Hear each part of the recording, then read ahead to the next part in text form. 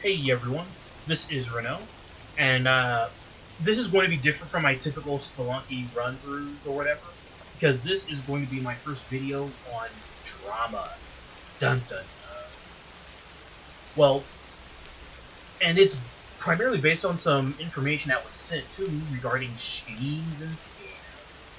And it looks like there might be someone in Confiscate, or who was in Confiscate, and actually several people who were affiliated with Confiscate, engaging in these schemes and scams, and it looks like the person in question is Edwin Boyette and several other parties. Now, I don't know whether this is fact, but I'm just pointing out the trends that I'm seeing. So, to get started, we have Edwin Boyette congratulating and welcoming John De La Rose onto the IndieCron website, and that's good. Congratulations. It sounds like thanks is more than halfway there. It's his best launch yet. Kudos. Output means that you get more output. So he's on his third campaign. It's expected he would get more output, and so on and so forth. You're seeing that with several other crowdfunded campaigns. You saw that with your boy Zach. You saw that with John Malin. So congratulations. It's his best launch yet. But John De La Rose and Edwin Boyette actually have a history together. And let's take a quick look. I've got some on this. So it looks like Edwin actually was the person who caught John De La Rose engaging in what appears to be a scheme and scam. Now, I don't know about you, but it looks like John De La Rose, during his first Flying Sparks campaign, was selling his Flying Sparks at the Arkhaven, Castlevania, I think. Not Castlevania, but Castelia House website, and he was selling it for cheaper than what was available on Indiegogo. Now, that looks to me like the textbook definition of a schemes and scams. And so, even, Edwin Boyette's the one who called him out on it. It's an interesting choice to sell your product cheaper through Dark Legion label before the Indiegogo was fulfilled. So, by all appearances, it looks like John De La Rose may have been engaging in one of these schemes and scams that Edwin Boyette has become kind of a meme about. But, so when it comes to, it's weird that, IndieCron, which has this criteria of integrity, or at least you would like to think so, would allow someone who was engaging in this conduct that certainly looks questionable, where you're selling it cheaper on, through his that publishing house than through Indiegogo. And that actually goes back because Edwin Boyette just 3.5, 4 months ago was making it very clear that John De La Rose had spent a long time claiming that he was being bullied, that he was being blacklisted, that he would not tolerate this quote unquote blacklisting. But Edwin Boyette spent a lot of time emphasizing, and I quote, with respect to whoever gets listed or doesn't get listed on IndieCron, there will never be a scenario where I'll be coerced into listing or unlisting anyone. Pixel Trader and I review the entries and make a final determination. Which is good, that's his right. But again, John De La Rose spent well over half a year claiming that he was being blacklisted, claiming that he was being bullied, claiming this, claiming that. And all of a sudden, after Edwin Boyette has a falling out with Confiscate, there's John De La Rose. Now, Edwin Boyette made a point of saying that, he won't be bullied, he won't be coerced, he won't be intimidated. But something happened, after he has this falling out with Confiscate, that all of a sudden, it's okay that he's getting bullied.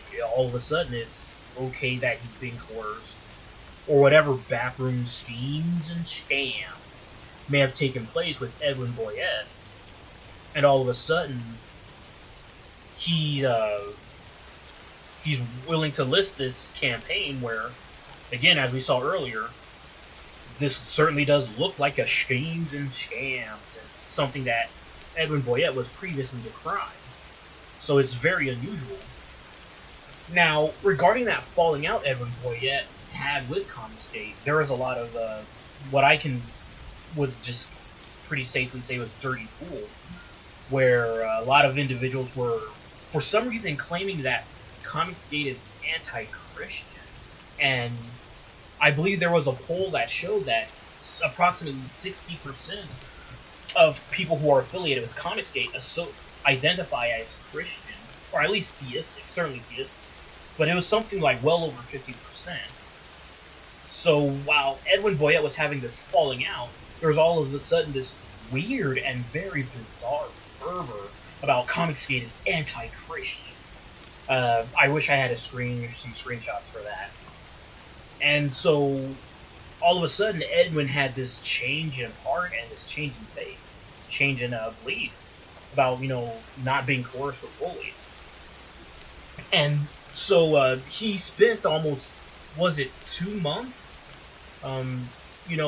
lambasting and, I don't want to say slander, but he was definitely engaging in the schemes and scams that he so adamantly seems to oppose, where he would talk bad about people, claim that there were all these schemes taking place, while refusing to provide evidence. And I remember in the video, or at least one of the videos, I think it was last month, where he ultimately kept saying and emphasizing, I don't want to embarrass anyone. I just want people to come forward, but I don't want to reveal their identities because I don't want to embarrass anyone. And, it looks like, Edwin Boyette, this got sent to me, where it looks like Edwin Boyette was showing up at Kiwi Farms doing the gay ops and schemes and scams that he claims he decries so much. Now, and EVS actually, no, I'm actually going to read it. I didn't listen to this. That's some other post. But we often forget people who don't stream won't perform the stage. Okay, so he's actually defending, that disastrous kill streak, where people were saying that EVS was going to be sent to the gas chamber or get to the gas, and even Ethan Ralph himself said, wow, these people who are criticizing EVS really didn't bring it. That's not me. That's something Ethan Ralph said. So the callers were kind of just didn't bring anything. And so Edwin Boyette, if this is him, and I asked him about it, and he didn't deny it. He didn't acknowledge it. He didn't deny it. I asked Boyette directly if this was him. And so, anyway, I'm just going to go ahead and finish reading this, because he's defending those people who were... It was just a long gay op, and now Edwin Boyette's defending. I have been trying to avoid embarrassing anyone, but I'm debating just displaying all the evidence I have, including the recordings I've been doing. CG is becoming like a cult, and then people, that's a typo, in that people who have left are detached from it, are still being systemically harassed. Small creators are being intimidated, and fans are being treated more poorly than they ever were by mainstream comics. From a business perspective, this is a losing proposition, because adult consumers will not pay a premium to be treated poorly for long. Well, with all due respect, the people who leave Comicsgate, as you are on display right now, Edwin Boyette, continue to engage in gay ops. That's all there is to it. You leave Comicsgate, and then you're engaging in all these gay ops. If you're leaving Comicsgate, then leave Comicsgate. But don't leave Comicsgate and then engage in these gay ops. And we saw that with all kinds of people. Who else left? Oh, yeah. Actually, I don't even know. Oh, yeah, not John Miller. What's the guy's name? Oh, well, the point is, these people who, quote-unquote, leave Comicsgate, I mean, if you want to leave, then leave. But don't leave and then attack Comicsgate. And then cry victim when you leave. Just leave. I mean, that's all there is to it. If you want to leave, then leave. And, for example, Brett R. Smith, I don't know if he's engaging in gay ops, like Tim Lim something I'm going to touch upon in just a minute. But I don't know whether he's left or not. Yeah, I'm pretty sure he has, but he's not engaging in gay ops at what I can see. At least he's not doing it in public. And that's the other thing. A lot of these gay ops have all been in private that Edwin Boyette's engaging in. And then so I'm just going to go over EVS's response here. Edwin, you've got to display all the evidence. I don't know why you wouldn't. That's a $64,000 question, isn't it? We're going to see when I go here what that's all about. Embarrass who has ever turned you into this. And I agree, because this is quite embarrassing, at least on Edwin Boyette's part. As for stage fright, this is going to those people who embarrass themselves at Ethan Ralph's stream the other 2 or 3 weeks ago. One of these guys has been stalking me since he's lost that very strange video on Ricardo's show an entire year ago. He's referring to Thomas Royal. He's got his own YouTube channel in which he gathers people who have turned you into a haunted mess and tells them I kidnapped my wife and I'm gay, etc., etc. That's all true, by the way. Well, I don't know if Thomas Royal himself, but the people who quote unquote leave Comicsgate, they do that stuff. Rumble Terrier has definitely launched all kinds of accusations at Ethan and Skyler. What's the other guy? The Real Official Adam. Oh yeah, that's right. It's all coming back to me now. That guy, he claimed that people have stolen his credit card and spent it on Twitch ethos. And all kinds of other silly nonsense. So he's right. These people who, again, leave Comicsgate, but then attack from the sidelines. And by the way, that dude's brother, Thomas Royal, called in later. I didn't realize they were a brother act, but you can hear one coaching the other in the background. After he and his brother told me I was going to be gassed, dude wanted to know why I blocked people on Twitter. You can't make this shit up.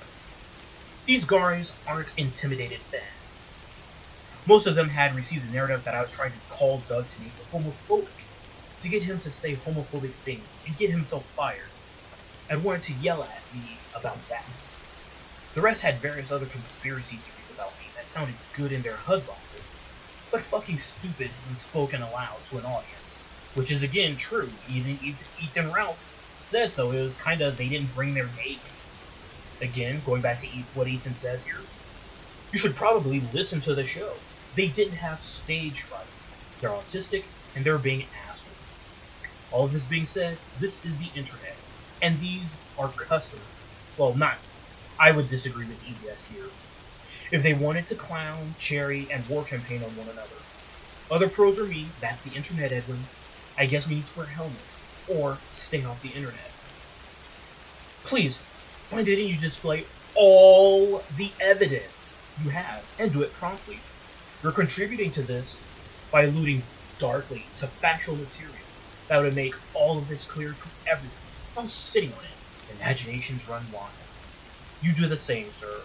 Run wild, and show people the evidence. And even yes is right.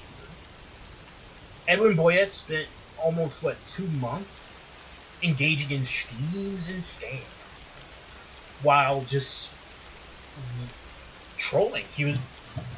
It was gay ops. Edwin Boyette, he's on Kiwi Farms doing gay ops right now, or at least right then. He was on Kiwi Farms trying to do gay ops. And so this is the real reason why I suspect Edwin Boyette did not want to reveal the information. So we go here and we find this guy, Late Night Comics. Now, for those who don't know, Late Night Comics was he's another one of those ex-Comicsgate people who they were running in, etc., etc. And then I remember this kind of distinctly. Someone did a gay op named Grom Comics, and they said, what's the name of the guy who passed away? Darwin Cook. Darwin Cook had passed away, and so someone going by the name of Grom Comics, Grom Comics, claimed that Darwin Cook would have definitely been Comicsgate. And so Marsha Cook, the wife of Darwin Cook, said, don't you dare say anything like that, etc. I don't remember the specifics, but she was very offended by the language. And so this guy, Late Night Comics, said, "Oh, that Marsha Cook, she's such a liar. He's banned from Twitter because he's a dangerous individual and maybe not be mentally stable. But he said some really horrific things about Marsha, like and Darwin. Actually, I think you can't quote me on this, but this is what I recall, which may be flawed. Darwin probably killed himself to get away from that harpy, or something similar. It was a very vulgar comment, and so after that, he kind of just got ostracized by everyone. Comicsgate, anti-Comicsgate, Darwin Cook, everyone. And so then he tried to say, "Oh yeah, I was always an anti-Comicsgate spy, etc., etc." So that's who Late Night Comics is. He is actually probably the least credible person associated with pop culture, basically. I think he is actually less credible than Renfrew, to be honest. So this is the person that Edwin Boyette was getting his information from.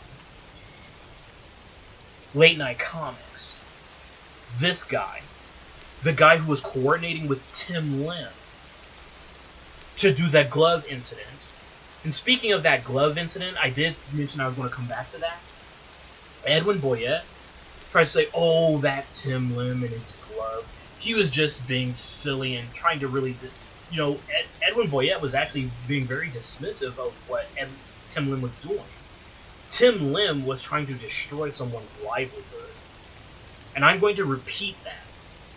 Tim Lim was trying to destroy someone's livelihood over a difference of opinion.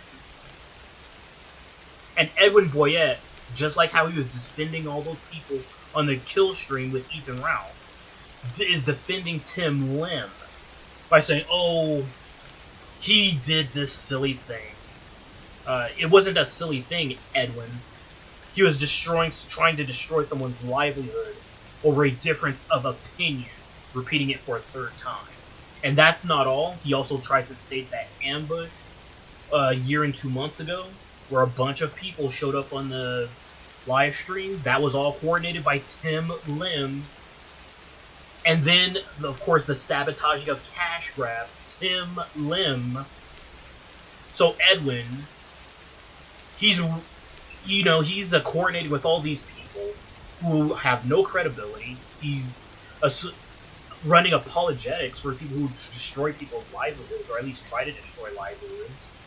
He's coordinating with this guy, Late Night Comics, who may be mentally unstable. So yeah. So Late Night Comics says, "I gave a great deal of info to Edwin over the phone regarding Sleazy E and the way he takes people out. Ethan is a piece of trash, controlled Ro Kabir's operations, and is more guilty than Mark Wade.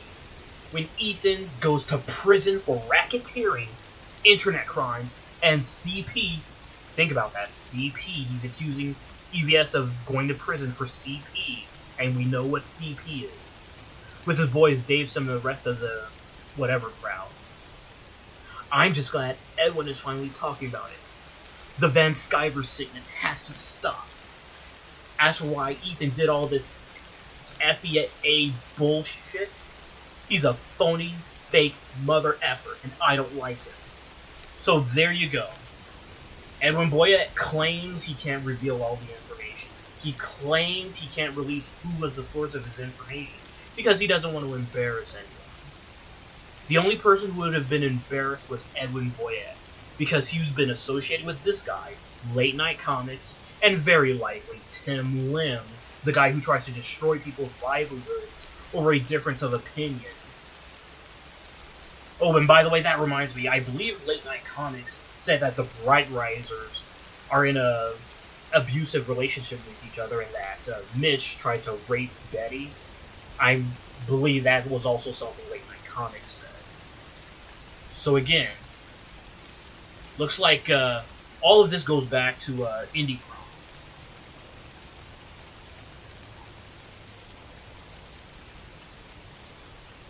Edwin Boyette claims that he's kind of just a person who has no credibility at this point.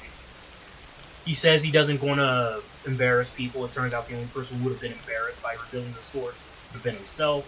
He says he doesn't give in to bullies. He clearly gave in to bullies in Origin. He says that, oh yeah, that reminds me. He tried to actually convince people to apologize to Tim Lim.